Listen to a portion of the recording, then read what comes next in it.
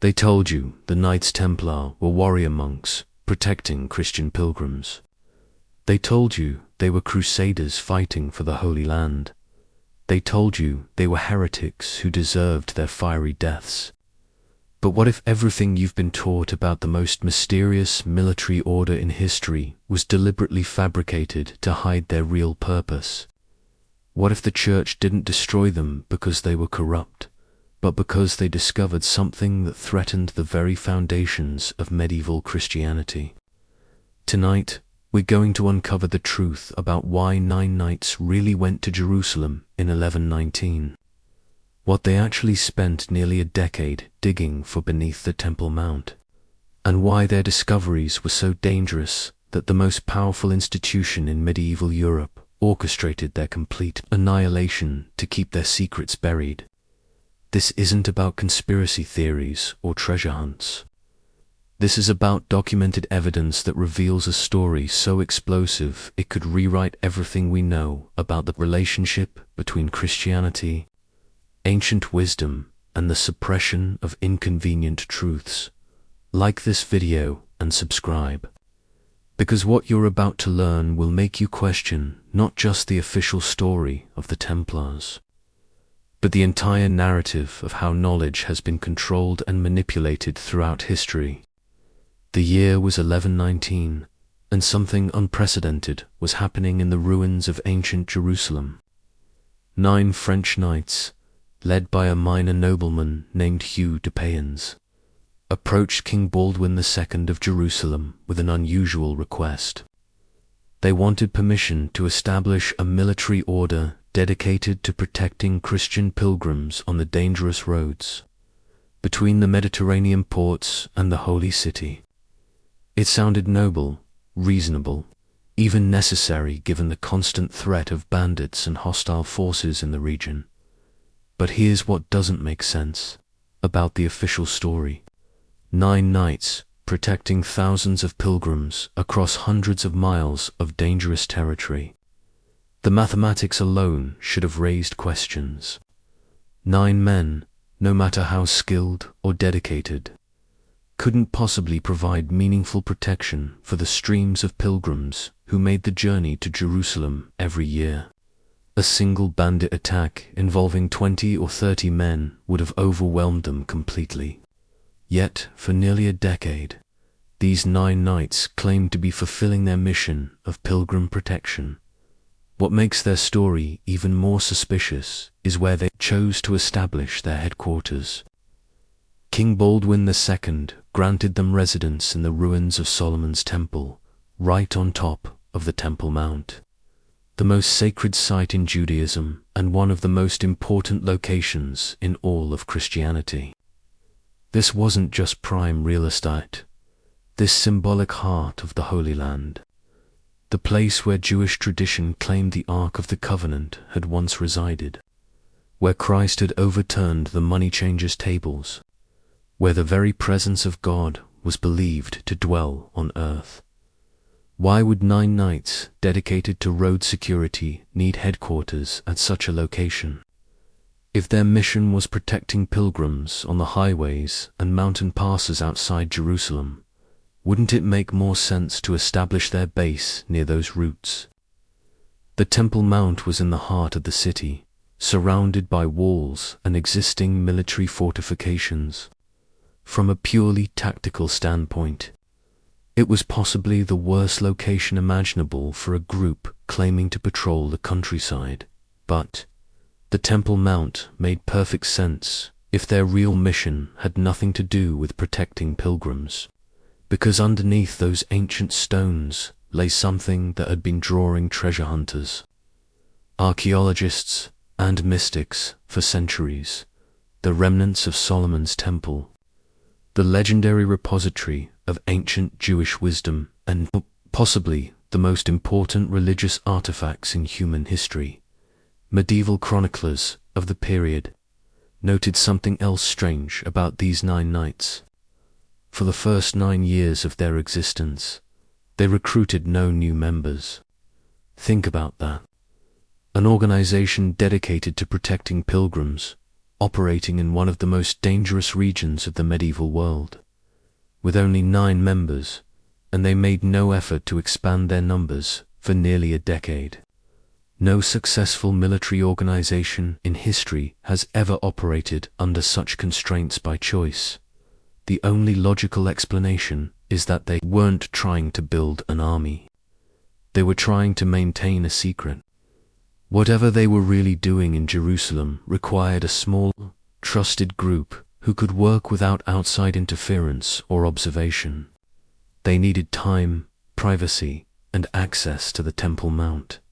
And judging by what happened next, they found exactly what they were looking for in 1128, after 9 years of mysterious activity in Jerusalem.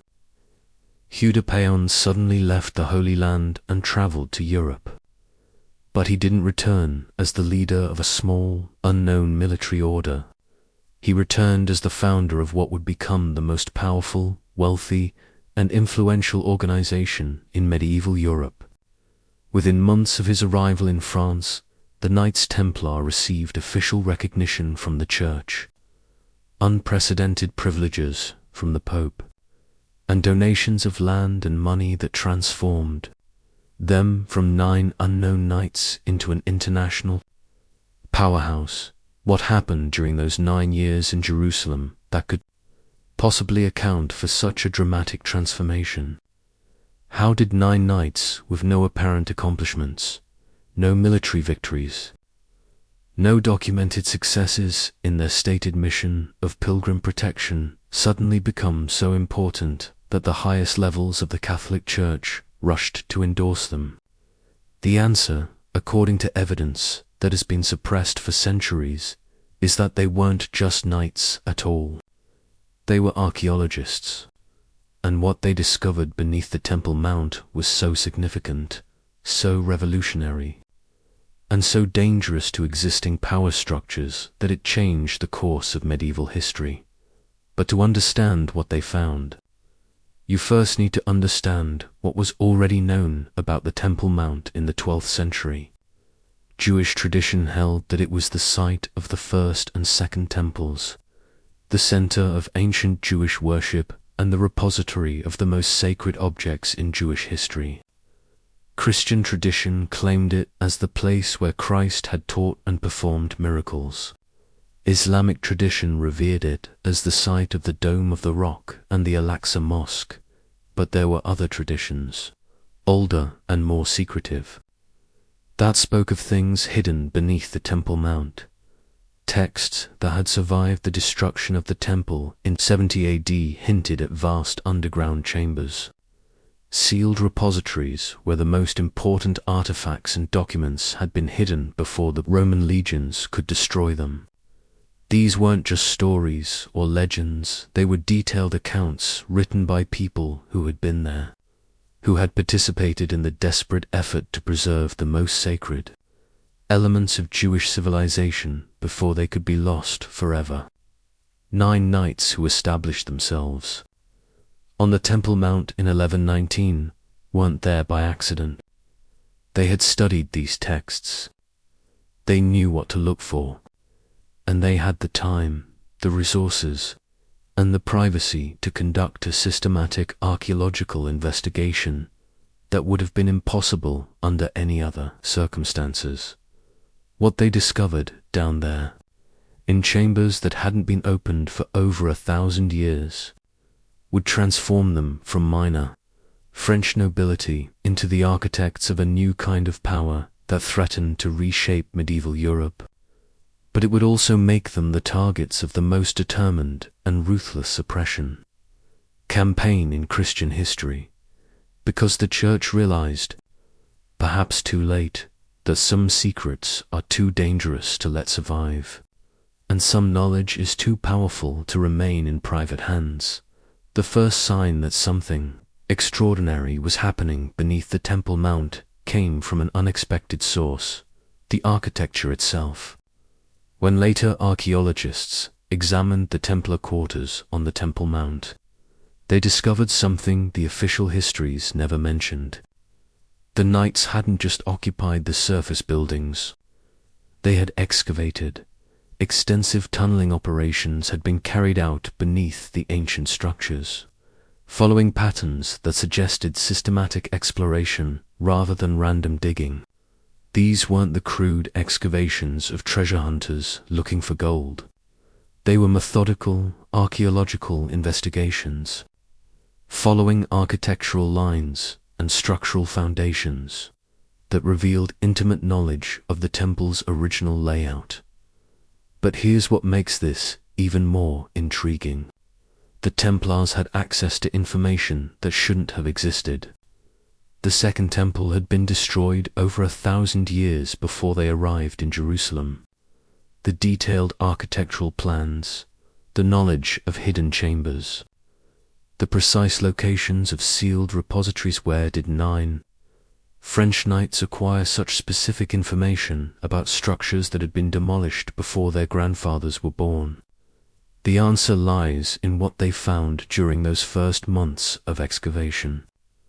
According to fragments of documents that have survived in various archives, pieces of correspondence, inventory lists, and witness testimonies that were never intended for public consumption, the Templars didn't just find treasure beneath the Temple Mount. They found a library. What the 9 knights discovered in those first months of excavation beneath the Temple Mount would have staggered the greatest scholars of medieval Europe, hidden in sealed chambers that had remained untouched for over a millennium. They found not just gold or precious artifacts, but something far more valuable and infinitely more dangerous. Knowledge that had been deliberately hidden from the world. The library they uncovered wasn't like the scriptoriums of medieval monasteries, with their carefully copied Christian texts and approved theological works.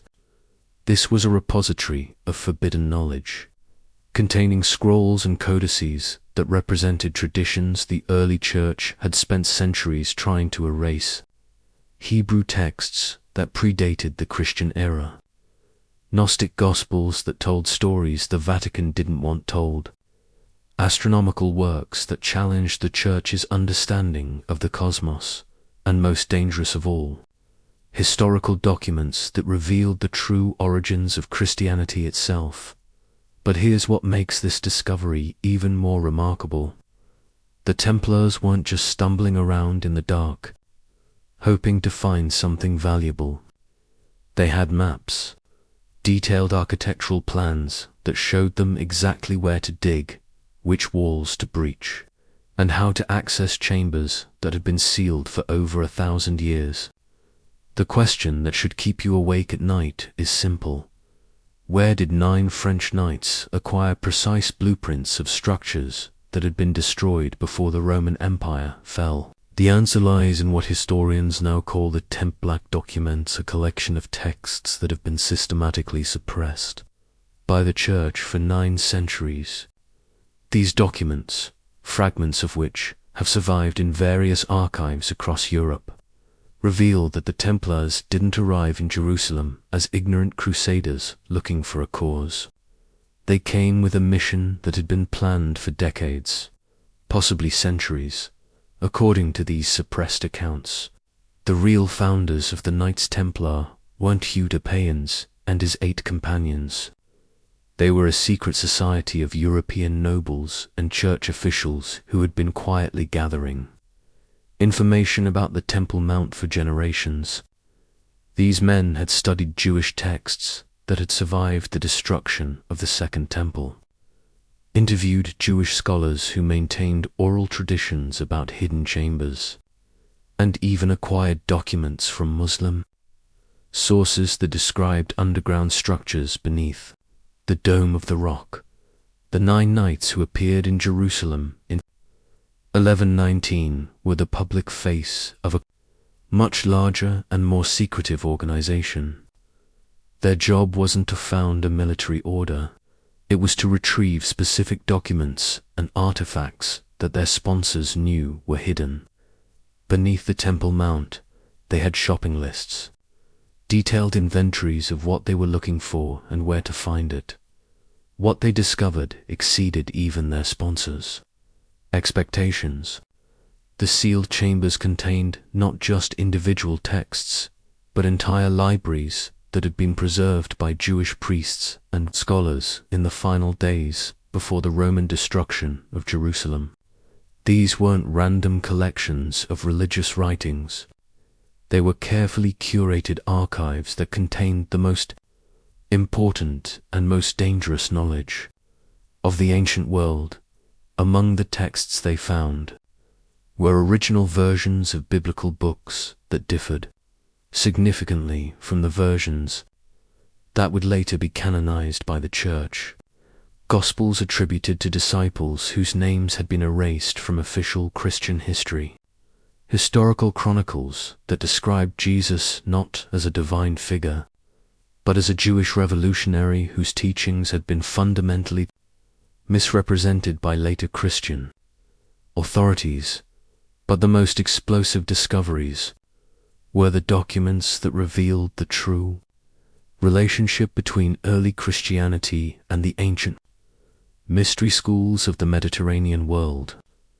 These texts showed that many of the core Christian doctrines, the virgin birth, the resurrection, the concept of a dying and rising God, weren't original Christian innovations, but adaptations of much older religious traditions that had been practiced in Egypt, Greece, and throughout the ancient Near East for centuries before Christ was born. For the medieval church, which based its authority on the claim that Christianity was a unique divine revelation, these discoveries were nothing short of catastrophic. If the core elements of Christian theology were actually borrowed from pre-existing pagan traditions, what did that say about the divine origin of the faith? If Jesus was just one of many dying and rising gods worshipped throughout the ancient world, how could the Church maintain its exclusive claims to salvation? The Templars understood immediately that they had uncovered knowledge that could destroy the very foundations of medieval Christianity. But instead of returning these documents to their sponsors in Europe, they made a decision that would ultimately lead to their destruction. They decided to study them for 9 years, while maintaining the pretense of protecting pilgrims. The Knights Templar conducted what amounted to the most comprehensive theological research project in medieval history. They translated ancient texts, compared different versions of biblical stories, and began to understand the true origins of the religion that dominated European civilization. What they learned changed them fundamentally. They discovered that the Christianity being preached in European cathedrals was a carefully constructed mythology that bore little resemblance to the historical realities of first-century Palestine. They learned that many of the most important teachings attributed to Jesus had actually been developed by later church fathers, who needed to make Christianity acceptable to Roman audiences. They discovered that the early Christian church had suppressed alternative gospels and teachings that presented Jesus in ways that didn't support the institutional power of the emerging Catholic hierarchy. Most importantly, they learned that they weren't the first to uncover these secrets. The documents they found contained evidence that various groups throughout history had discovered similar caches of ancient knowledge and had been systematically destroyed by the Church whenever their discoveries threatened official doctrine. The Templars realized they were sitting on information that could topple the most powerful institution in medieval Europe. They also realized that as soon as church authorities learned what they had found, they would face the same fate as previous guardians of forbidden knowledge. Their choice was stark: return the documents to their sponsors and watch them disappear into church archives, or find a way to preserve and protect this knowledge for future generations. They chose preservation, but their method was ingenious and ultimately successful, even though it cost them their lives. Instead of trying to publicize their discoveries directly, which would have resulted in immediate suppression and probably their deaths, the Templars decided to embed their knowledge into the very structure of their organization. They developed a system of initiations, rituals, and secret teachings that preserved the essential information they had discovered while disguising it as religious ceremony. This is why the Templars developed such elaborate initiation rites, why they maintained such strict secrecy about their activities, and why they gradually began to distance themselves from orthodox Catholic doctrine. They weren't becoming heretics, they were becoming historians. They had uncovered the true story of Christianity's origins, and they were trying to preserve that knowledge in a form that could survive the inevitable church attempt to destroy it. The transformation of the Knights Templar from a small band of knights into a powerful international organization wasn't driven by military success or political maneuvering. It was driven by their possession of information that proved the Church's version of Christian history was fundamentally dishonest. They used this knowledge to gain influence, to protect themselves from church interference, and to gradually build a network of allies who shared their understanding of Christianity's true origins. But they also used it to accumulate the wealth and power that would eventually make them targets for destruction. Because once King Philip IV of France and Pope Clement V realized what the Templars actually knew, they understood that the order represented an existential threat not just to their political authority, but to the entire system of belief that justified medieval Christian civilization. The secret library beneath the Temple Mount had given birth to the most dangerous organization in medieval Europe. A group of men who knew the truth about Christianity's origins and had the wealth, power, and international connections to potentially reveal that truth to the world. But they had also created their own doom, because the same knowledge that made them powerful also made them impossibly dangerous to everyone who benefited from maintaining the Christian mythology. They had proven false. The Church couldn't let them survive. And in 1307, the campaign to destroy them began. The transformation of forbidden knowledge into sacred ritual was the Templars' greatest innovation and their most dangerous gamble.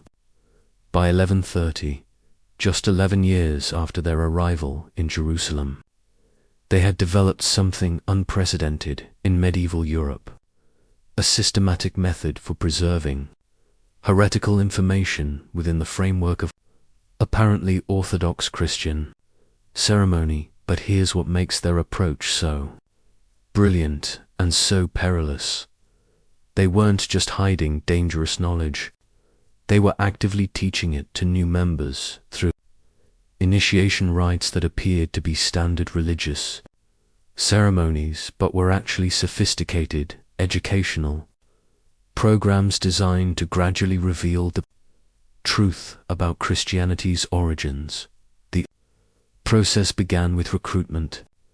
The Templars didn't accept just anyone who wanted to join their order. They developed elaborate screening procedures that allowed them to identify candidates who possessed the intellectual flexibility and moral courage necessary to handle knowledge that could shake their fundamental beliefs about reality.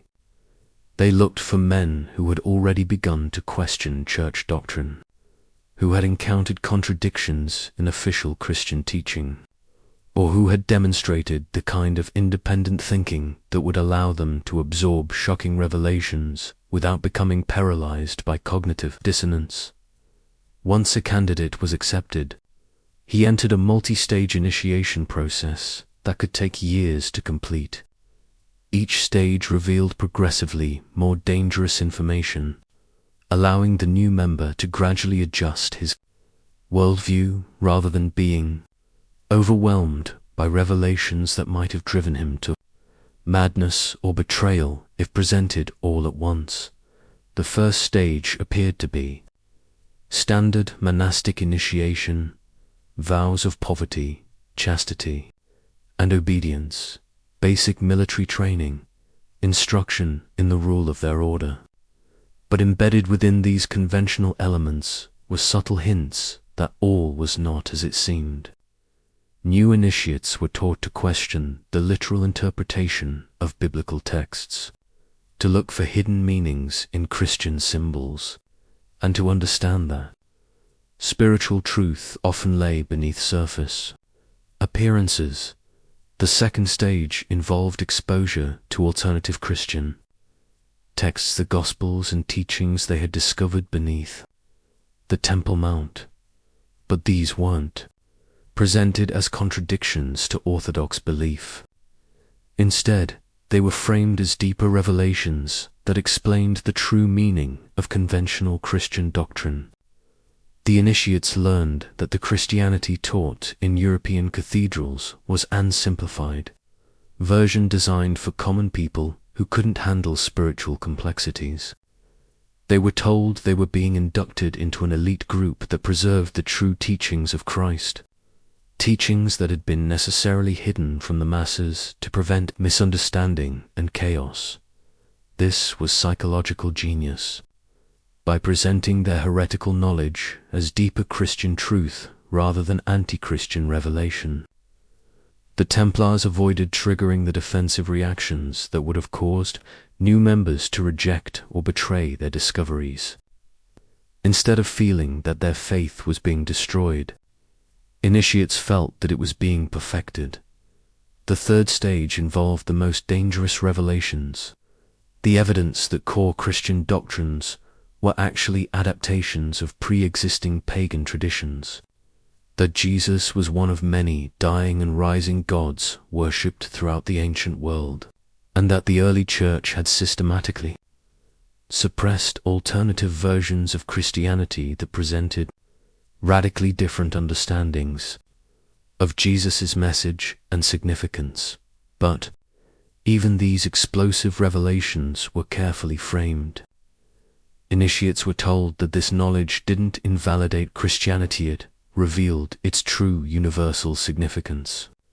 Instead of being a narrow sectarian religion, Christianity was actually the culmination of humanity's spiritual evolution, incorporating the wisdom of all previous traditions.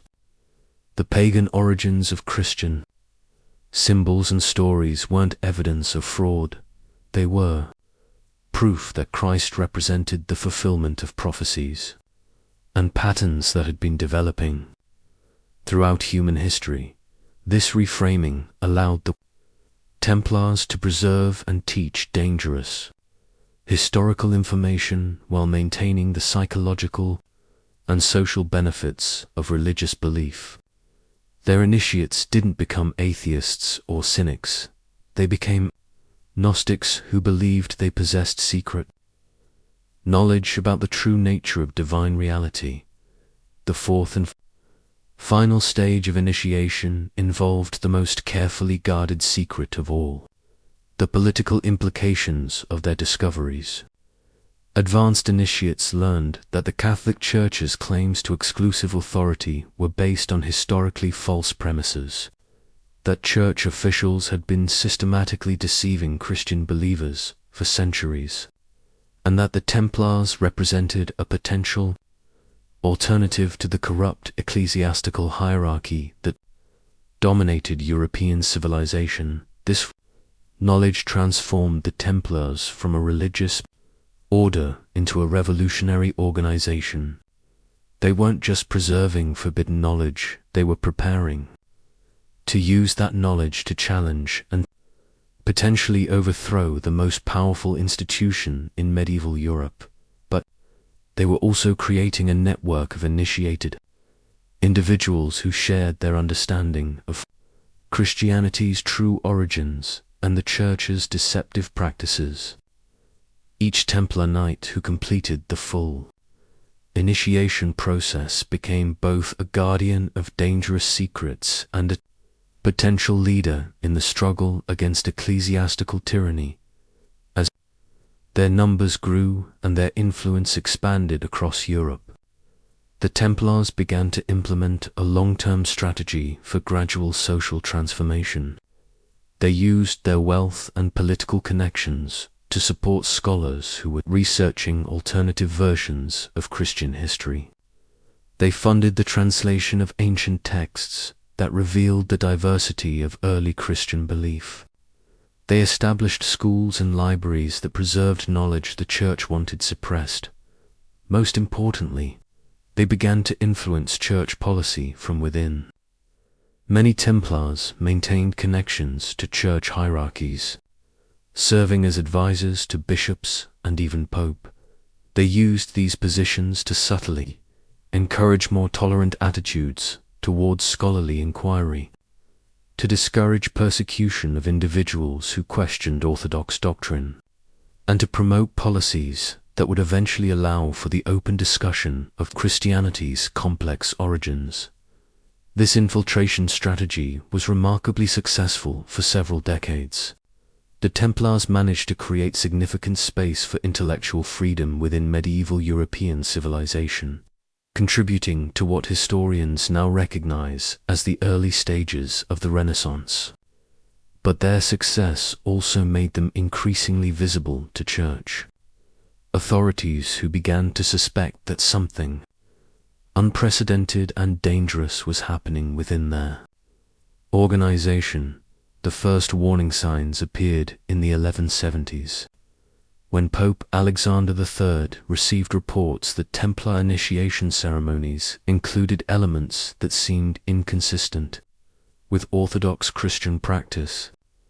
Witnesses described rituals that involved the denial of Christ, the worship of mysterious idols, and oaths of secrecy that prevented participants from revealing what they had learned or experienced.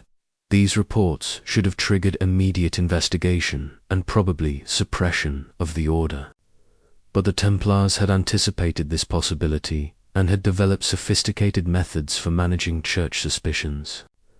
They maintained carefully crafted public ceremonies that appeared completely orthodox while conducting their real initiations in complete secrecy. They created multiple layers of membership, ensuring that most Templars knew only conventional Christian doctrine while restricting dangerous knowledge to a trusted inner circle. Most importantly, they used their wealth and political influence to discourage church investigation. Templar gold financed crusades, supported church construction projects, and provided loans to ecclesiastical authorities who might otherwise have been inclined to ask uncomfortable questions. The order made itself so valuable to church operations that Pope found it easier to ignore suspicious reports than to risk losing Templar financial and military support. This strategy worked for over a century, but it also contained the seeds of the order's eventual destruction. By making themselves indispensable to church operations while secretly working to undermine church authority, the Templars created a situation that could only end in catastrophic confrontation. Church leaders gradually realized that they were dealing with an organization that posed an existential threat to their power. The Templars weren't just questioning specific doctrines or policies, they were challenging the very foundation of ecclesiastical authority by preserving and teaching knowledge that proved the Church's version of Christian history was fundamentally dishonest. By the late 13th century, Church officials had begun to understand that the Knights Templar represented something unprecedented in Christian history, a successful effort to preserve and propagate the very information that the early Church had spent centuries trying to destroy. The order had become the living embodiment of all the alternative Christianities that Orthodox authorities had worked so hard to suppress. The showdown was inevitable. The only question was when church leaders would decide that the Templars had become too dangerous to tolerate, and whether the order would be able to protect itself when that moment arrived. The answer came in 1307, when King Philip IV of France and Pope Clement V launched the most comprehensive suppression campaign in medieval history, designed not just to destroy the Knights Templar, but to erase every trace of the knowledge they had preserved and the truths they had uncovered. But they had underestimated their enemy. The Templars had spent 2 centuries preparing for this moment, and they had developed methods for preserving dangerous knowledge that would outlast any attempt at suppression.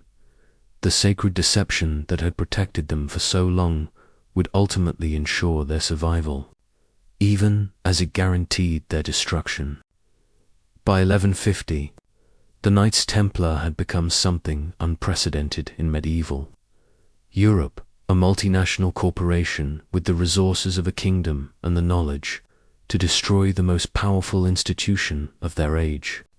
But their greatest innovation wasn't military or financial, it was architectural.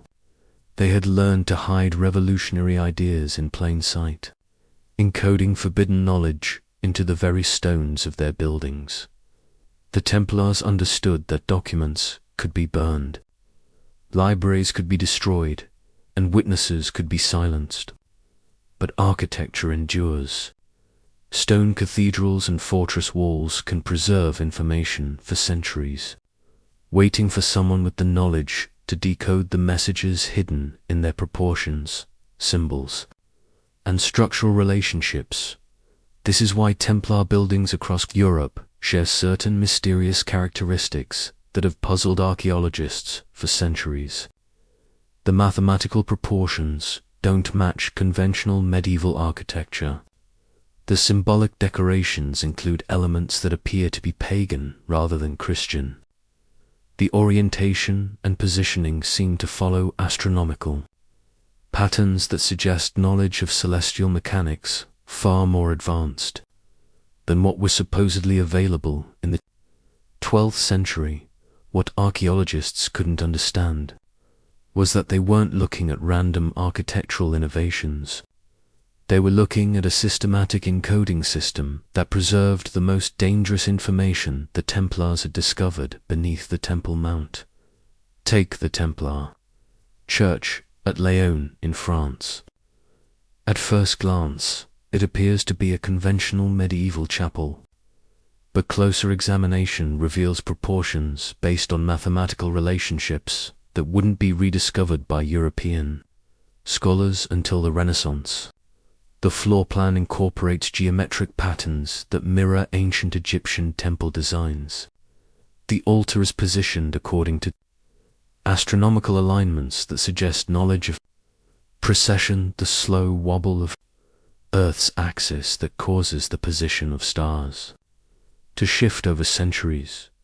Why would medieval French knights need to understand precession?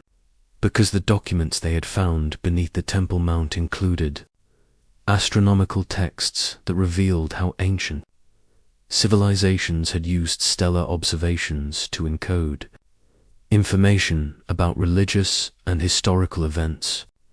The Templars were using the same methods to preserve their own dangerous discoveries, but the real masterpiece of Templar architectural encoding was Roslin Chapel in Scotland, built by William St. Clair, a Scottish noble with strong Templar connections. This small chapel contains more symbolic information per square foot than perhaps any other building in Europe. Every surface is covered with carvings that blend Christian imagery with symbols from ancient Egypt, pre-Columbian America, and mystery traditions that supposedly didn't exist in 15th century Scotland. The conventional explanation is that these are merely decorative elements chosen by an eccentric patron with unusual artistic tastes. But when you understand the encoding system the Templars developed, a different picture emerges. The symbols at Roslin aren't random decorations, they're a systematic preservation of the knowledge the Templars discovered about Christianity's relationship to older religious traditions. The corn carvings that appear throughout the chapel have been particularly puzzling to historians, since corn wasn't supposed to exist in Europe until after Columbus's voyages to the New World. But the Templars had access to geographical knowledge that officially didn't exist in medieval Europe. Their documents included maps and descriptions that revealed far more about world geography than the Church wanted medieval Europeans to know. This raises a disturbing question. How much knowledge was being systematically suppressed by medieval institutions? The Templars' architectural encoding suggests that they possessed information about astronomy, mathematics, geography, and ancient history that wouldn't be rediscovered by European scholars for centuries. Were they preserving knowledge that had been deliberately erased from public consciousness? Or had they discovered evidence that human civilization was far more advanced in ancient times than official histories acknowledged? The answer becomes clearer when you examine the Templar banking system, which was far more sophisticated than anything that supposedly existed in medieval Europe. They developed letters of credit that allowed merchants to travel across Europe without carrying gold.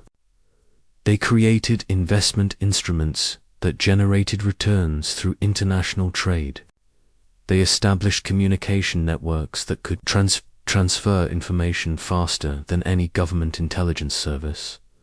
But here's what's really remarkable. The mathematical principles underlying their banking system were based on the same astronomical and geometric relationships. They encoded into their architecture. They weren't just preserving ancient knowledge. They were actively applying it to create technologies that gave them enormous advantages over their contemporaries. The Templar banking network wasn't primarily designed to make money, though it certainly did that. It was designed to create an alternative power structure that could eventually challenge and replace the corrupt institutions that dominated medieval Europe. Every Templar commandery was both a military installation and a knowledge preservation center. Every financial transaction helped fund research into forbidden subjects. Every architectural project encoded information that would survive any attempt at suppression by the late 12th century. The Templars had created something that terrified church authorities, a parallel civilization with its own sources of wealth, its own communication networks, its own educational systems, and its own understanding of history and cosmology. They had become a state within the state, owing nominal allegiance to the Pope while secretly working to preserve and disseminate knowledge that could destroy the foundation of papal authority. But they had also become impossible to ignore. Their wealth was too visible, their influence too widespread, their activities too suspicious. Church investigators began to notice patterns that suggested systematic heretical activity. Templar buildings contained too many pagan symbols. Templar initiation ceremonies included too many non-Christian elements. Templar financial practices seemed to follow principles that weren't derived from approved Christian sources. Most damning of all, the Templars seemed to possess knowledge that they shouldn't have been able to acquire through legitimate means. They demonstrated understanding of astronomy, mathematics, and history that surpassed what was available in European universities. They possessed maps that showed geographical features that hadn't been officially discovered. They used architectural techniques that incorporated principles supposedly lost since ancient times. Church officials began to realize that they weren't dealing with simple heretics who had developed mistaken beliefs about Christian doctrine. They were confronting an organization that had access to systematic alternative knowledge that challenged not just specific church teachings, but the entire framework of medieval Christian civilization. The investigation intensified. throughout the 13th century as church authorities tried to determine the source and extent of Templar knowledge. But the knights had anticipated this scrutiny and had developed sophisticated methods for concealing their activities. They maintained multiple levels of membership, ensuring that most Templars knew only conventional Christian doctrine. They created elaborate cover stories for their financial and architectural projects. They used their wealth and political influence to discourage too aggressive investigation. Most importantly, they had learned to hide their most dangerous knowledge in forms that could survive any suppression campaign. The architectural encoding was just one part of a comprehensive preservation system that included hidden documents, coded manuscripts, secret symbols, and initiated individuals who carried essential information in their memories.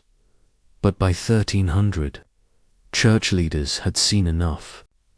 They understood that the Knights Templar represented an existential threat to their art, not because of what the order was doing, but because of what it knew.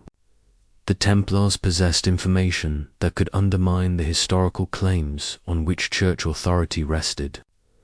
They had created alternative systems of education, finance, and governance that demonstrated the possibility of civilization organized according to different principles than those promoted by ecclesiastical authorities. Most dangerous of all, they had developed methods for preserving and transmitting forbidden knowledge that made conventional suppression tactics ineffective. You couldn't simply burn their books or execute their leaders, because their most important information was encoded into stone buildings, mathematical relationships, and symbolic systems that would outlast any persecution. The church faced an unprecedented challenge. How do you destroy an organization that has learned to hide its secrets in the foundations of European civilization itself? How do you suppress knowledge that has been embedded into the very architecture of medieval society? The answer they developed was as ruthless as it was comprehensive. If they couldn't destroy Templar knowledge through conventional means, they would destroy the Templars themselves so completely that no one would dare to continue their work. They would make the order's destruction so thorough and so terrifying that future generations would be afraid to even study the subjects the Templars had explored.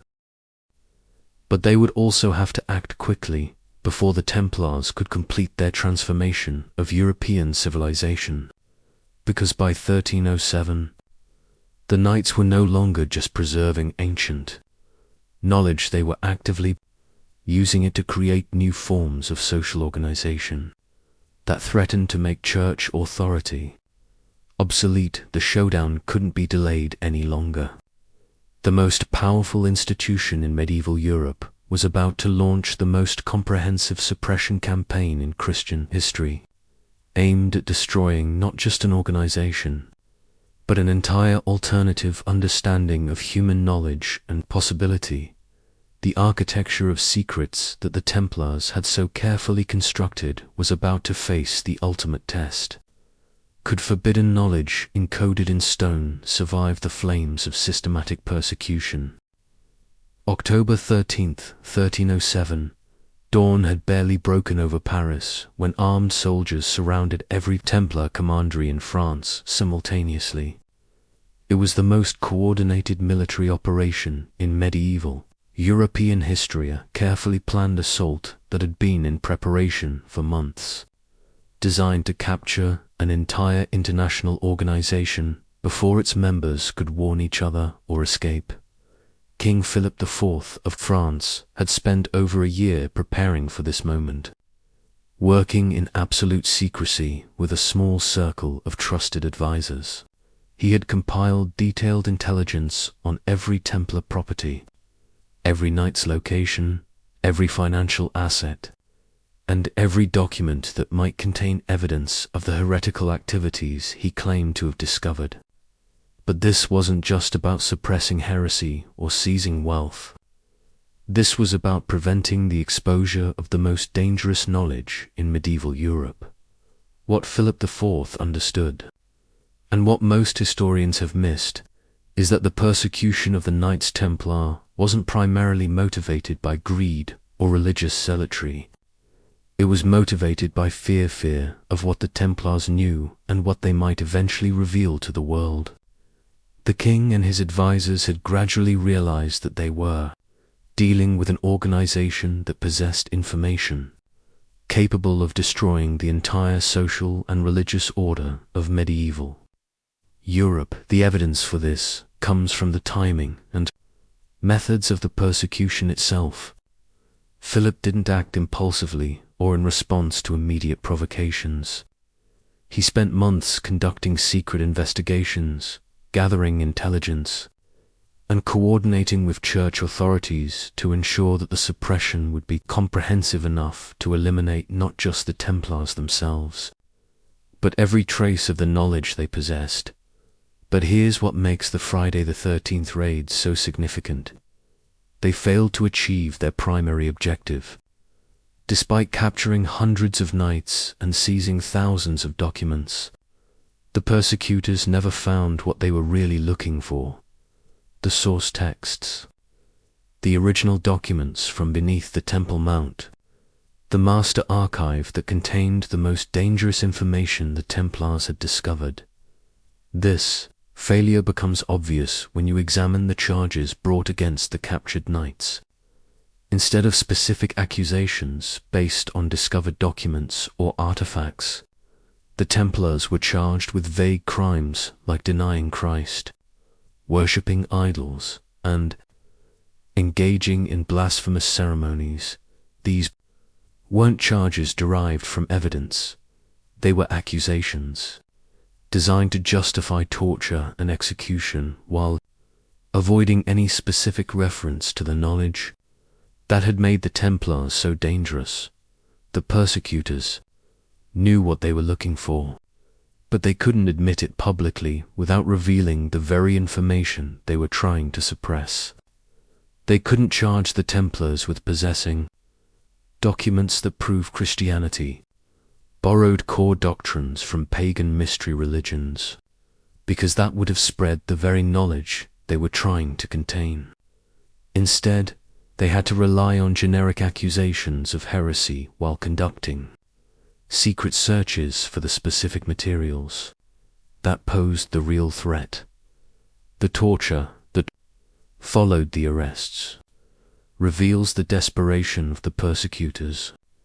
This wasn't the routine application of medieval justice. It was a systematic effort to extract information from men who were suspected of possessing state secrets.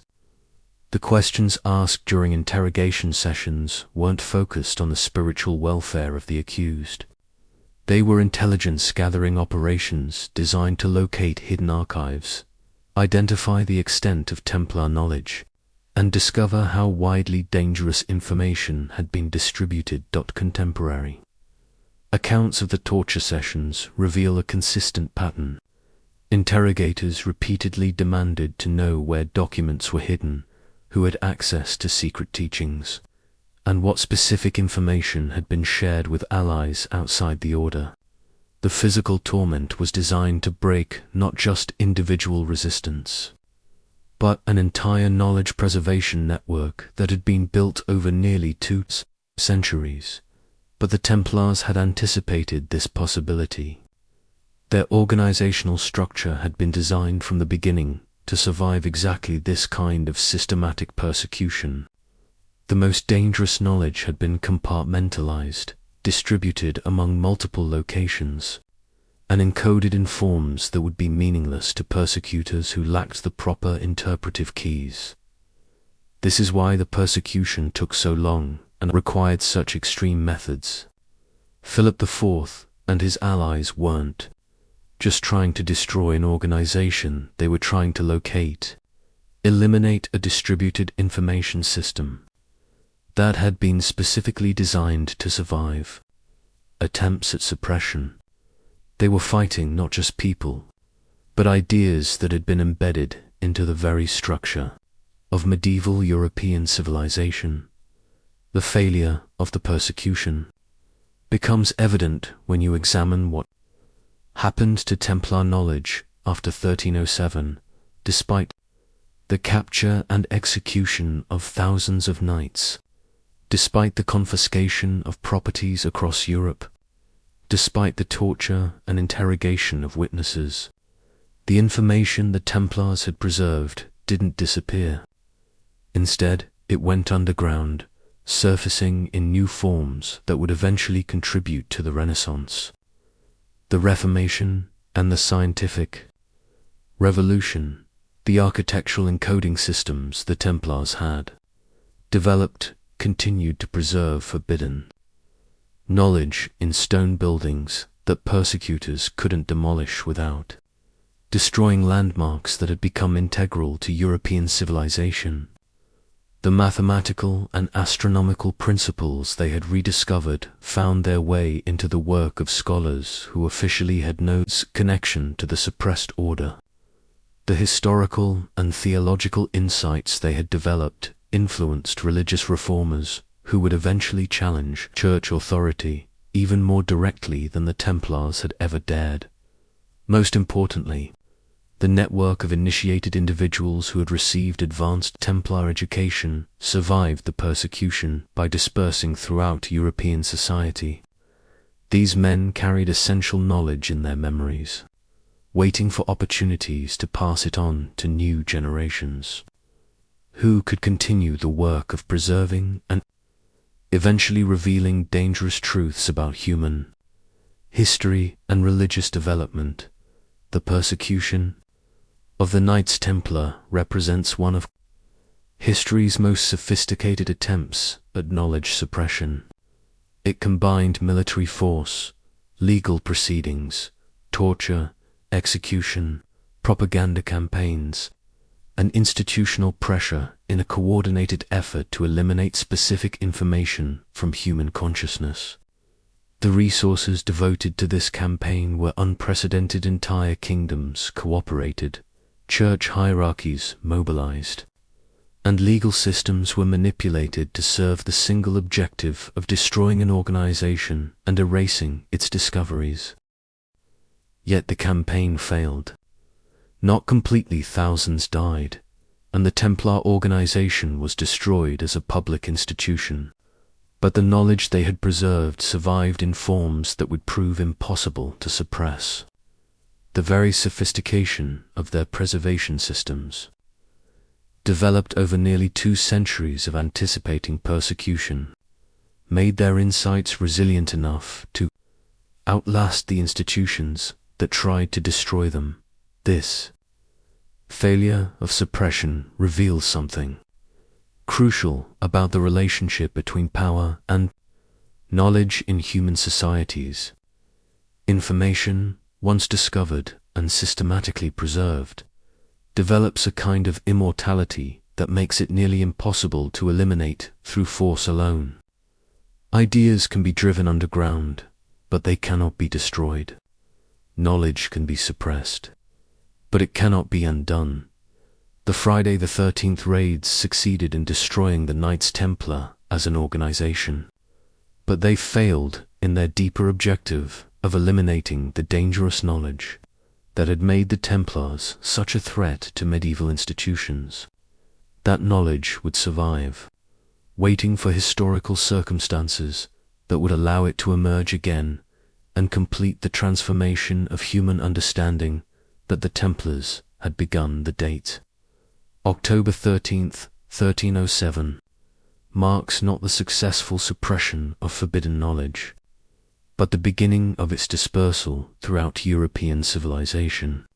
The very effort to destroy dangerous truths ensured their survival by forcing them to adapt and evolve into forms that would prove even more resilient than their original formulations. The persecutors had won the battle by destroying the organization that preserved forbidden knowledge, but they had lost the war by failing to destroy the knowledge itself. And in the centuries that followed, that failure would prove to have consequences that would reshape the entire Western world. The destruction of the Knights Templar as a public organization in 1307 didn't eliminate the knowledge, they had preserved it, drove that knowledge underground, where it would flow like a hidden river through European civilization for centuries. The very sophistication of the Templar preservation systems, developed over nearly 2 centuries of anticipating persecution, ensured that their most dangerous discoveries would survive in forms that proved impossible for authorities to locate and destroy. But here's what makes the survival of Templar knowledge so remarkable. It didn't just persist passively in hidden archives or encoded buildings. It actively influenced the development of European thought, contributing to intellectual movements that would eventually transform Western civilization. The Renaissance, the Scientific Revolution, and the Protestant Reformation all drew from springs that had been fed by the underground river of suppressed knowledge. The evidence for this influence is scattered but undeniable. Mathematical principles that the Templars had encoded into their architecture suddenly appeared in the work of Renaissance architects and engineers. Astronomical observations that should have been lost with the destruction of Templar libraries resurfaced in the calculations of early modern astronomers. Historical insights that challenged church authority found their way into the arguments of religious reformers who officially had no connection to the suppressed order.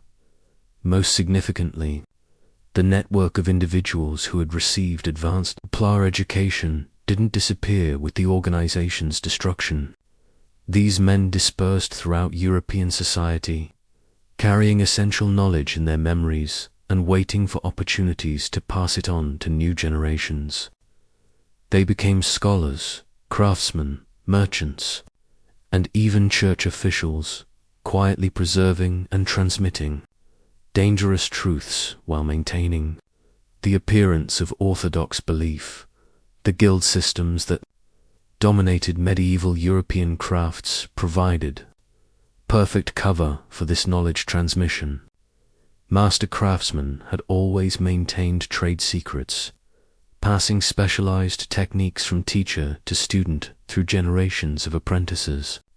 The survivors of Templar persecution simply adapted this existing system, embedding their theological and historical discoveries within the technical knowledge required for stonework and architectural design. This is why the great cathedrals built after 1307 contain the same mysterious proportions and symbolic elements that had characterized Templar architecture. The knowledge didn't disappear, was absorbed into the guild. Traditions that actually constructed medieval Europe's most important buildings. Master masons who had learned geometric principles from Templar architects continued to apply those principles long after the order's destruction, preserving mathematical relationships that encoded information about astronomy, ancient history, and alternative Christian theology. The survival of Templar knowledge becomes most visible in the emergence of what historians call speculative masonry during the late medieval and early modern periods. Unlike operative masons who actually built physical structures, speculative masons were educated men who used architectural symbolism as a framework for preserving and discussing philosophical, theological, and scientific ideas that couldn't be explored openly within orthodox institutions. These early Masonic organizations provided exactly what the dispersed network of Templar survivors needed: secret meeting places, initiatory systems for screening and educating new members, and symbolic languages for discussing dangerous topics without attracting unwanted attention. The Templar preservation systems that had been developed in the 12th century found new expression in Masonic lodges that would eventually spread throughout Europe and beyond.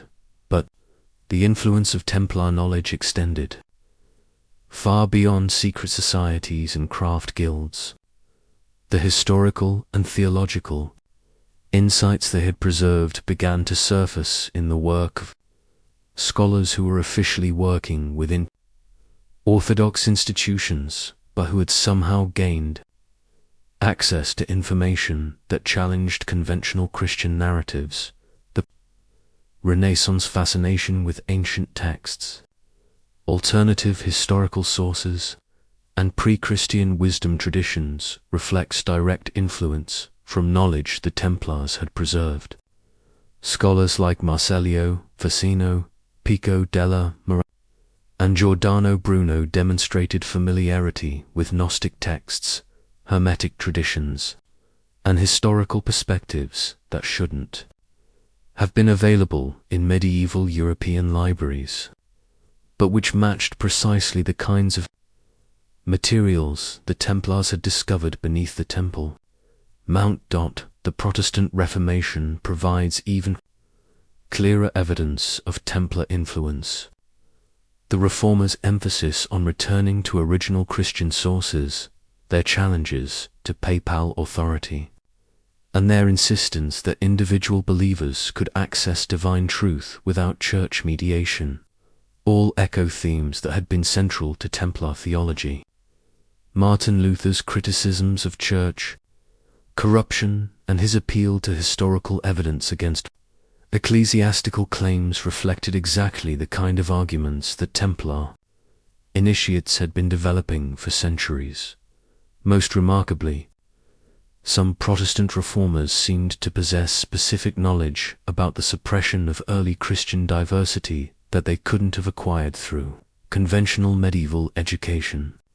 Their awareness that alternative gospels had existed, their understanding that church authority rested on historically questionable claims, and their confidence that orthodox doctrine had been shaped by political rather than spiritual considerations all suggest access to information sources that had been systematically hidden from public knowledge. The scientific revolution of the 16th and 17th centuries provides perhaps the clearest evidence of Templar knowledge survival.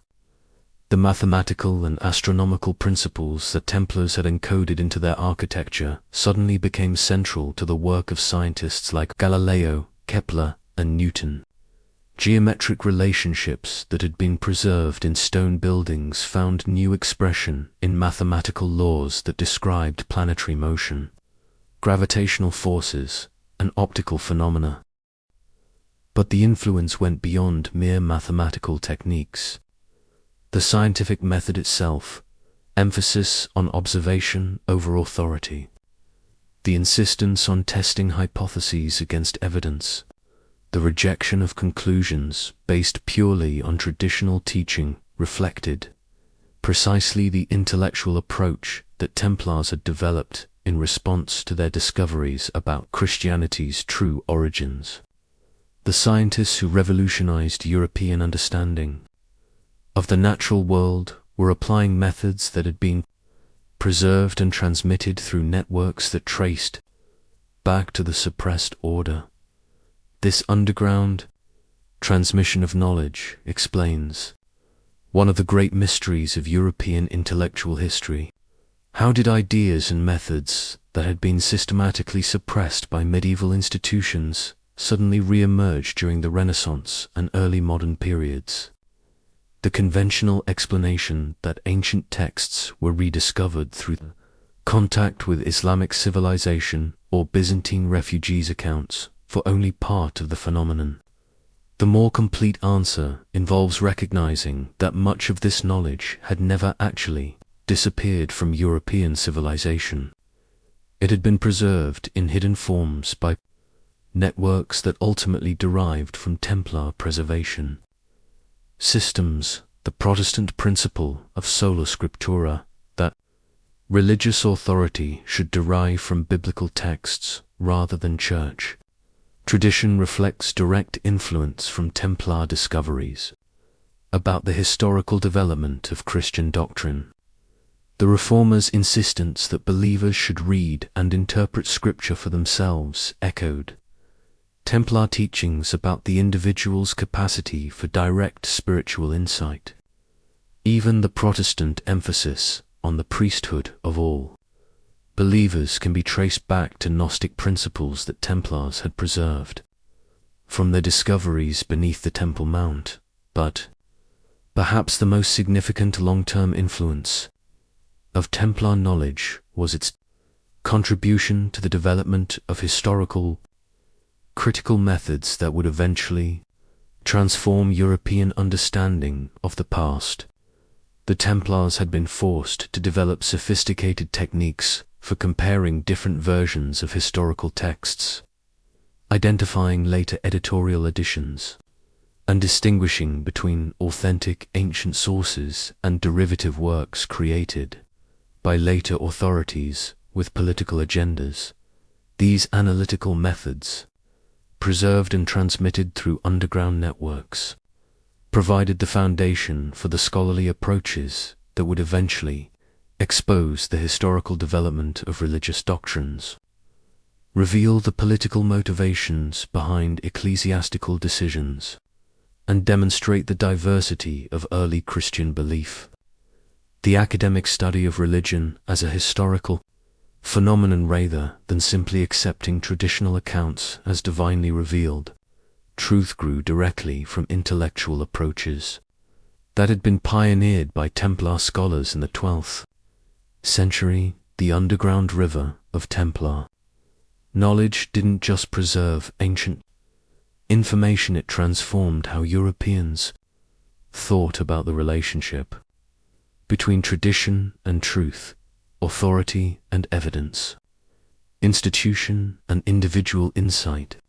The intellectual methods they developed in response to their explosive discoveries about Christianity's origins provided tools that would eventually be used to analyze and critique all forms of traditional authority. By the 18th century, the Age of Enlightenment had created intellectual conditions that allowed previously suppressed knowledge to emerge into public discourse. Scholars could finally discuss openly the historical development of religious doctrines, the political factors that had shaped church authority, and the diversity of early Christian belief. The dangerous truths that had cost the Templars their lives could now be explored safely within academic institutions. But the underground river of influence continued to flow. Secret societies, speculative organizations, and esoteric traditions preserved elements of Templar knowledge that went beyond what could be safely discussed in universities or published in scholarly journals.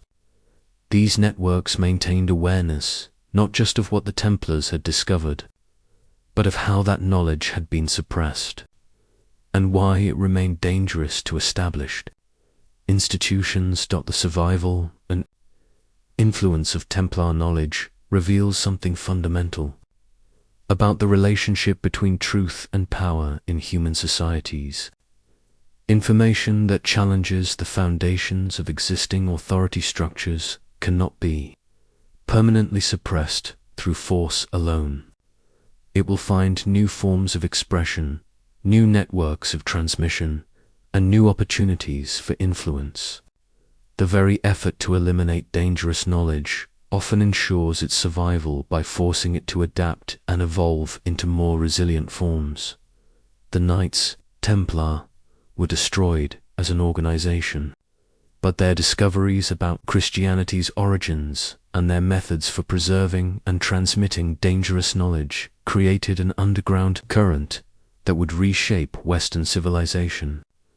The river they channeled still flows today, carrying insights that continue to challenge official narratives and institutional authority. In 1894, archaeologist Charles Warren descended into tunnels beneath the Temple Mount and made a discovery that should have rewritten our understanding of medieval history. Using sophisticated engineering equipment, Warren mapped extensive underground chambers and passageways that showed clear evidence of systematic excavation during the 12th century. His detailed surveys proved that someone had conducted methodical archaeological investigations beneath Solomon's temple. Exactly what Templar critics had dismissed as impossible fantasy for over 5 centuries, but Warren's findings were quietly buried in obscure archaeological journals, dismissed by mainstream historians as irrelevant to serious scholarship. The evidence that vindicated everything the Templars had claimed about their activities in Jerusalem was systematically ignored, not because it was inaccurate, but because it was inconvenient to established narratives about medieval history and Christian origins. This pattern of suppression and dismissal would continue well into the 20th century. Every archaeological discovery that supported Templar claims about ancient knowledge, every manuscript find that revealed the diversity of early Christianity, every scholarly analysis that exposed the political construction of Orthodox doctrine was marginalized, minimized, or explained away by institutions that had too much invested in maintaining traditional narratives to acknowledge uncomfortable truths. The discovery of the Nag Hammadi library in 1945 should have vindicated the Templars completely. This cache of ancient texts, hidden in the Egyptian desert, contained exactly the kinds of alternative gospels and Gnostic teachings that the Templars had claimed to possess. The Gospel of Thomas, the Gospel of Philip, the Gospel of Truth, and dozens of other texts revealed that early Christianity had indeed been far more diverse than church authorities had ever admitted. These documents proved that the Templars hadn't been delusional heretics inventing alternative Christian traditions. They had been preserving authentic ancient voices that had been systematically suppressed by the emerging Orthodox Church. The Gnostic texts found at Nag Hammadi matched perfectly with descriptions of alternative Christian teachings that had survived in fragmentary form in Templar-influenced traditions. But instead of acknowledging this vindication, academic and religious institutions developed new explanations that preserved their preferred narratives while minimizing the implications of the discoveries. The Nag Hammadi texts were classified as late and derivative, dismissed as unimportant variations on authentic Christian themes. The possibility that these texts represented genuine alternative traditions that had been suppressed by political rather than theological considerations was rarely discussed in mainstream scholarship.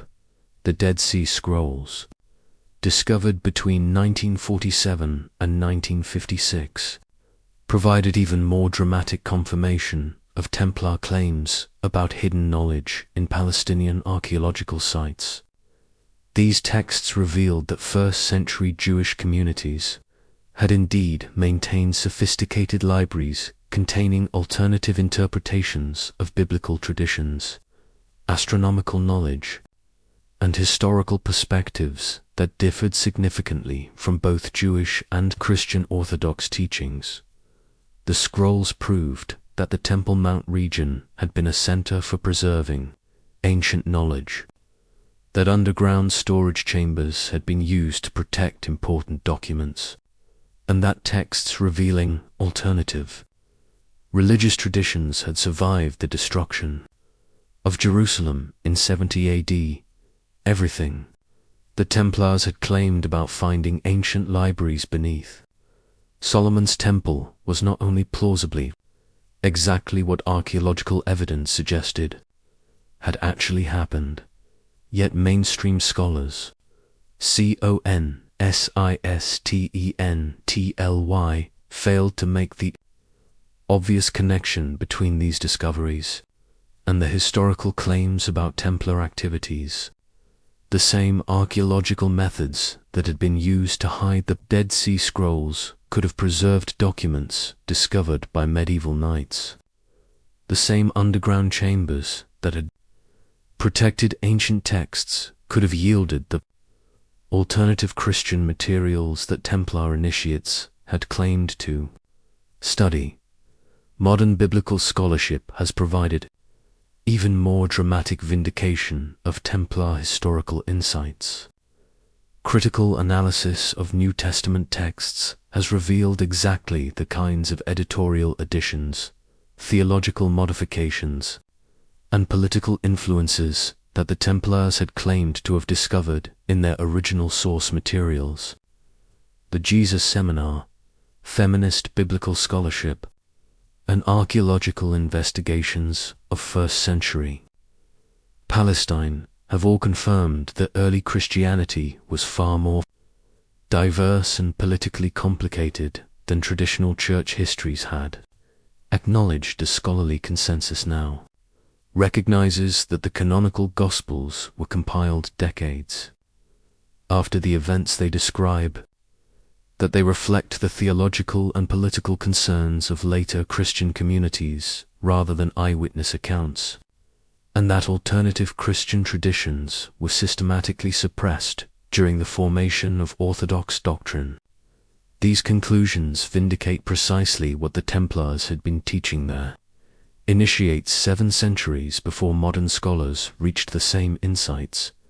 Perhaps most remarkably, recent scholarship on the historical Jesus has revealed that many of the core Christian doctrines, virgin birth, divine sonship, death and resurrection, were indeed adapted from pre-existing religious traditions throughout the ancient Mediterranean world. The dying and rising God motif that appears in Christianity can be found in the cults of Osiris, Dionysus, Mithras, and dozens of other ancient religions. The theological insights that had made Templar knowledge so dangerous to medieval church authorities have now become accepted facts in academic biblical studies. But these scholarly vindications of Templar claims remain largely confined to academic circles, published in specialized journals and university presses that reach only small audiences of professional scholars. The broader public continues to receive information about Christian origins and medieval history from sources that maintain traditional narratives, either because they are unaware of modern scholarship or because they have institutional interests in preserving established stories. Religious institutions, in particular, have developed sophisticated methods for acknowledging scholarly findings while minimizing their implications for traditional beliefs. They accept that early Christianity was diverse, without admitting that Orthodox doctrine was politically constructed. They acknowledge that canonical texts were developed over time without recognizing that this development involves systematic suppression of alternative voices. They admit that church authority was historically contingent without acknowledging that this contingency undermines claims to exclusive divine sanction. This pattern of selective acknowledgement and minimization reveals that the same institutional interests that motivated the persecution of the Knights Templar continue to influence how historical knowledge is presented to contemporary audiences. Organizations that derive authority from traditional narratives about Christian origins have powerful incentives to resist any information that challenges those narratives, regardless of the scholarly evidence supporting alternative perspectives. The modern academic treatment of the Knights Templar reflects this institutional resistance. Mainstream historians acknowledge that the order was probably not guilty of the specific charges that led to their persecution, but they consistently avoid examining the evidence for what the Templars actually discovered in Jerusalem. They admit that the trials were politically motivated, but they refuse to investigate what political interests were threatened by Templar knowledge. They recognize that valuable historical information was probably lost during the suppression, but they resist any systematic effort to recover or reconstruct that information. This scholarly timidity becomes more understandable when you recognize that pursuing Templar research to its logical conclusions would require acknowledging that major religious and academic institutions have been preserving and transmitting historically inaccurate narratives about Christianity's origins for centuries. The implications extend far beyond medieval history to encompass fundamental questions about the relationship between institutional authority and historical truth. Archaeological work in Jerusalem continues to provide evidence that supports Templar claims about ancient knowledge preservation. Recent excavations have revealed sophisticated underground storage systems, evidence of medieval excavation activities, and architectural features that suggest systematic exploration of Temple Mount foundations during the Crusader period. But these findings are consistently interpreted in ways that avoid any connection to Templar activities or their historical claims about discovered manuscripts. The most recent vindication of Templar insights comes from digital archaeology and manuscript analysis. Advanced imaging techniques have revealed palimpsests overwritten manuscripts where earlier texts have been erased and covered with later material. Many of these recovered texts show exactly the kinds of alternative Christian traditions and historical perspectives that the Templars claimed to have found. The technology that allows scholars to read erased texts is revealing that medieval libraries contained far more diverse religious materials than official catalogues had indicated. But perhaps the most significant modern vindication of the Knights Templar comes not from specific archaeological discoveries, but from the recognition that their approach to knowledge preservation was historically necessary and morally justified.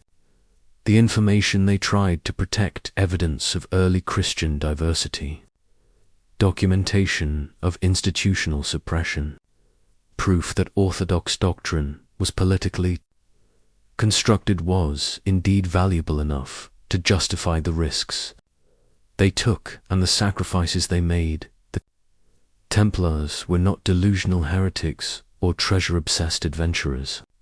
They were scholar warriors who recognized that important truths about human history and religious development were being systematically suppressed by institutions more interested in maintaining power than preserving accuracy. They developed sophisticated methods for protecting and transmitting dangerous knowledge, and those methods were successful enough to influence European intellectual development for centuries after their organizational destruction. The modern world owes a significant debt to the Knights Templar and their commitment to preserving inconvenient truths despite institutional pressure to remain silent. Their willingness to risk everything to protect knowledge that challenged established authority provided foundations for intellectual traditions that would eventually produce the scientific revolution, the Enlightenment, and the development of critical historical methods that continue to expand human understanding of the past. The true purpose of the Knights Templar was not to guard pilgrims or fight holy wars. It was to preserve and transmit knowledge that powerful institutions wanted suppressed. They succeeded in that mission, and the evidence of their success surrounds us today in the form of scholarly insights, intellectual methods, and institutional principles that trace back to the dangerous truths they discovered beneath the Temple Mount over 8 centuries ago. Their vindication is not just historical, it is ongoing.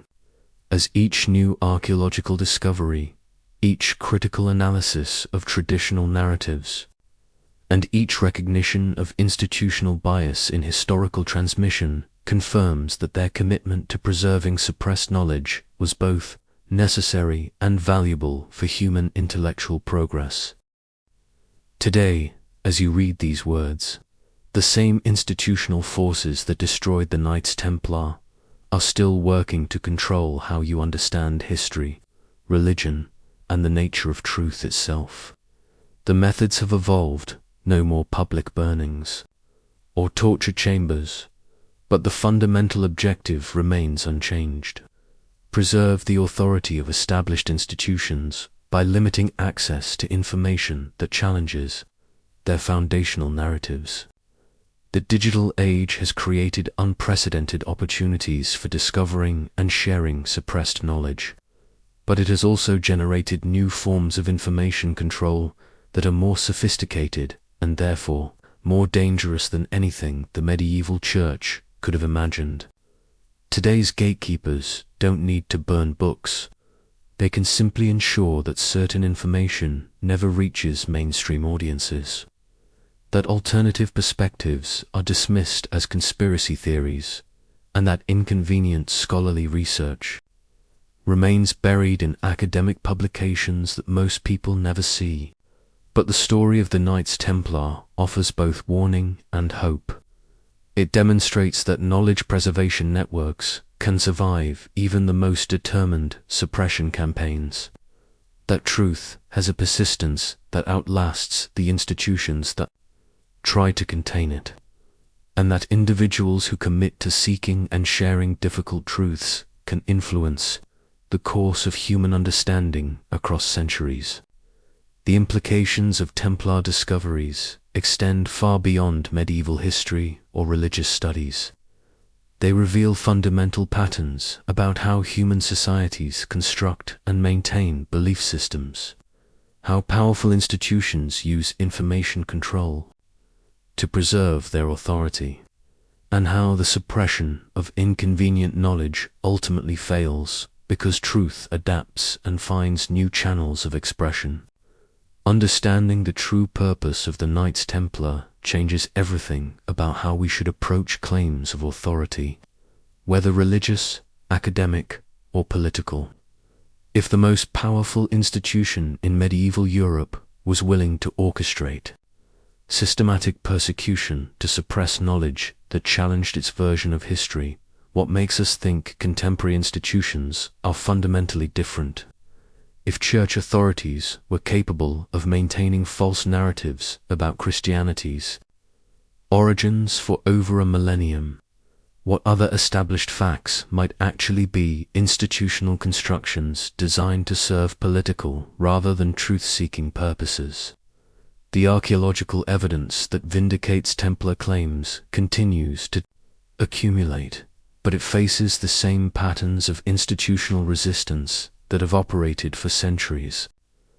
Academic departments that depend on religious institutions for funding are reluctant to pursue research that challenges traditional Christian narratives. Publishing houses avoid manuscripts that question established historical accounts.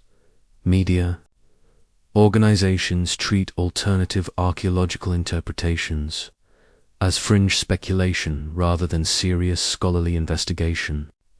This resistance isn't necessarily conscious. Conspiracy, it's the natural behavior of systems that have evolved to protect themselves from destabilizing information.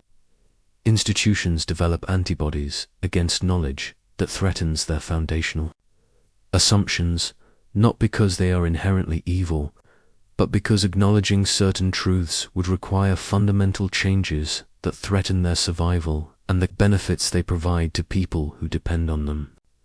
The Church's continuing nervousness about Templar-related research reveals that the knowledge they tried to suppress 7 centuries ago remains dangerous to their authority today. Recent Vatican restrictions on archaeological work near the Temple Mount, ongoing classification of documents related to medieval religious orders, and systematic discouragement of scholarly investigation into alternative Christian traditions all suggest that institutional fears about Templar discoveries have not diminished with time. But the digital revolution has created information-sharing capabilities that make traditional suppression methods increasingly ineffective. Documents that were once accessible only to a handful of approved scholars can now be digitized and distributed globally within hours. Archaeological discoveries can be documented and shared through networks that bypass traditional academic and media gatekeepers. alternative interpretations of historical evidence, confined audiences without requiring approval from institutional authorities. The democratization of information access means that knowledge preservation no longer depends on secret societies, encoded architecture, or underground networks of initiated individuals. Anyone with internet access can now explore suppressed documents, alternative historical interpretations, and scholarly research that challenges official narratives. The methods the Templars developed for preserving dangerous knowledge have become unnecessary because the knowledge itself has become accessible to anyone willing to look for it. This accessibility creates both opportunities and dangers. The same technologies that allow suppressed knowledge to reach broader audiences also enable the spread of misinformation, conspiracy theories, and deliberate distortions that serve political agendas. The challenge for modern seekers of truth is developing the analytical skills necessary to distinguish between legitimate alternative perspectives and manipulative propaganda. The Templar approach to knowledge evaluation provides valuable guidance for this challenge. They didn't accept information simply because it contradicted official narratives. They subjected all claims to rigorous analysis, comparing multiple sources, examining physical evidence, and testing interpretations against historical and archaeological data. They were skeptics who happened to discover that skepticism, when applied consistently, revealed that official accounts were often less reliable than alternative sources. Modern seekers of suppressed knowledge need to apply the same rigorous analytical methods. The fact that certain information has been suppressed doesn't automatically make it truthsome. Knowledge is suppressed because it's actually false or harmful. The task is learning to distinguish between information that has been suppressed because it threatens institutional power and information that has been suppressed because it's genuinely unreliable or dangerous. The Templar legacy suggests several principles for this discrimination. First, look for convergent evidence from multiple independent sources. The Templars didn't base their conclusions on single documents or isolated discoveries. They sought confirmation through diverse materials that supported consistent interpretations. Second, examine who benefits from different versions of disputed information. The Templars recognized that institutional authorities had political motivations for maintaining certain narratives, but they also understood that alternative sources could have their own biases and agendas. Third, pay attention to patterns of suppression and promotion. Information that powerful institutions work actively to suppress often deserves serious investigation, while information that those same institutions promote may serve their interests rather than advancing understanding. Fourth, distinguish between established facts and their interpretation. The Templars didn't dispute that Jesus existed or that early Christian communities were established.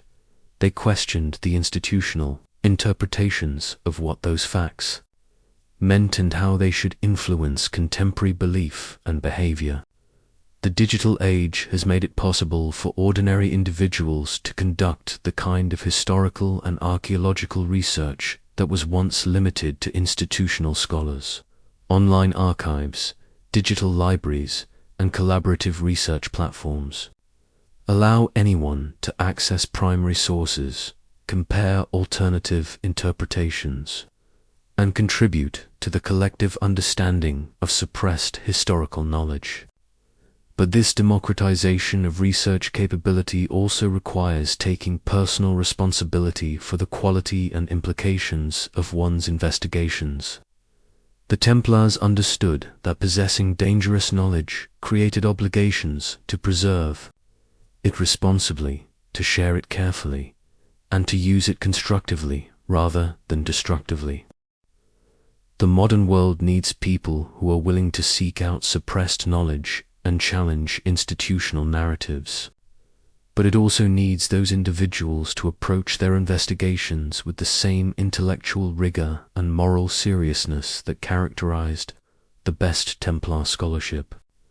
The goal should be expanding human understanding and promoting institutional accountability, not simply undermining established authority for its own sake.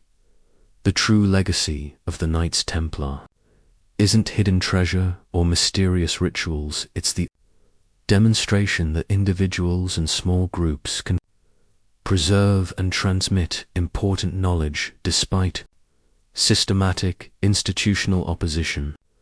Their success proves that truth has a resilience that outlasts the organizations that try to suppress it, and that commitment to seeking and sharing difficult truths can influence human understanding across centuries.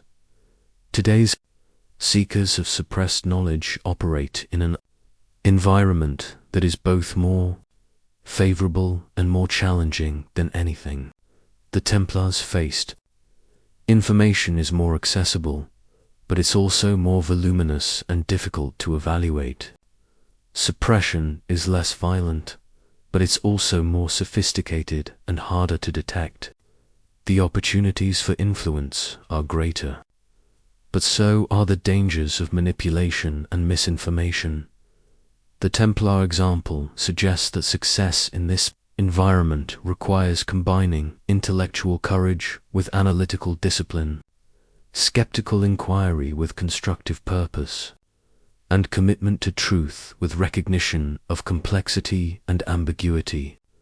The knowledge they preserved wasn't simple or easy to understand, revealed that reality is more complicated than institutional narratives suggest. That historical development involves more contingency and human agency than official accounts acknowledge, and that seeking truth requires questioning assumptions that most people prefer to leave unexamined. The Church tried to destroy the Knights Templar because they understood that certain knowledge is genuinely dangerous to established power structures. That knowledge remains dangerous today, not because it's false or harmful, but because it reveals the human and political dimensions of institutions that prefer to present themselves as divinely authorized or historically inevitable. The ultimate vindication of the Knights Templar won't come from archaeological discoveries or scholarly publications. It will come from individuals who apply their methods and principles to contemporary challenges, who refuse to accept official narratives without investigation, and who commit to preserving and sharing important knowledge despite institutional pressure to remain silent. The truth they discovered is still feared because it's still true. Knowledge is power. Institutions will work to control both, and individuals who refuse to accept limitations on their access to information represent ongoing threats to established authority. The Knights Templar proved that such threats can survive systematic suppression and continue to influence human understanding across centuries. Their legacy lives not in secret societies or hidden treasures, but in every person who chooses to seek uncomfortable truths despite social pressure to accept comfortable lies, who questions institutional authority despite the benefits of compliance, and who commits to expanding human knowledge despite the risks that such commitment entails. The true purpose of the Knights Templar was to demonstrate that such commitment is both possible and necessary for human, intellectual, and spiritual progress. That purpose continues to be relevant today, and it continues to require individuals with the courage to pursue it. Despite the dangers it involves, the knowledge they tried to preserve is now freely available to anyone with the intelligence to find it and the integrity to use it responsibly. The question that remains is whether enough people will accept the challenge they represent and the legacy they offer.